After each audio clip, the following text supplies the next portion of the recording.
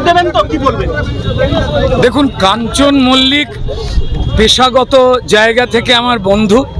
কাঞ্চন মল্লিককে, রাজ চক্রবর্তীকে, বাকি অন্যান্য যারাই রয়েছেন আমাদের শিল্পীরা, যাদেরকে কুণাল ঘোষ, তৃণমূল দলের একজন সদস্য কুণাল ঘোষ, তিনি অত্যন্ত ব্যথাতুর ভাষায় আক্রমণ করেছেন, অরিজিৎ সিংকে আক্রমণ করেছেন।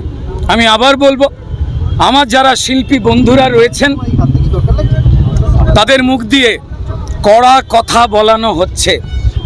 আমি ব্যক্তিগতভাবে কাঞ্চন মল্লিক, রাজ চক্রবর্তী, যারাই তৃণমূল দলে এমপি রয়েছেন, এমএলএ রয়েছেন, যাদের সফটলি প্রায় থ্রেটের ভাষায় কথা বলেছেন, অরিজিৎ সিংকে অপমান করেছেন, কুণাল ঘোষ, তৃণমূলের একজন সদস্য কুণাল ঘোষ।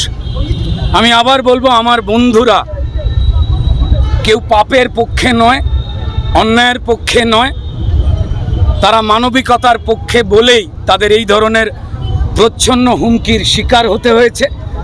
এবং সম্ভবত, আমি জানি না, কাঞ্চন মল্লিক, রাজ চক্রবর্তীকে যখন আমরা খেতে না পেয়ে স্ট্রাগল করতাম তখনের আমরা বন্ধু। এ কথা হয়তো কাঞ্চনের দলের নির্দেশ, সে হয়তো কেবলমাত্র একজন এমএলএ বা এমপি হিসেবে তারা হয়তো কিছু বয়ান দিচ্ছেন। তারা এই বিভ্রান্তিমূলক প্রথম থেকেই সরকারি বয়ান, স্বাস্থ্য দপ্তর, পুলিশ দপ্তরের, আমি বিশ্বাস করি মানুষ যেটা বিশ্বাস করছে কাঞ্চন মল্লিক, রাজ চক্রবর্তীরাও সেটা বিশ্বাস করছে। কাঞ্চন মল্লিক, রাজ চক্রবর্তীরা, আমার যারা যে বন্ধুরাই আরও এমপি এমএলএ রয়েছে, তারা মানুষের পক্ষে রয়েছে, কিন্তু যেহেতু তারা শাসক দলের এমএলএ এবং এমপি, তাই রাজনৈতিক অসুবিধার জন্য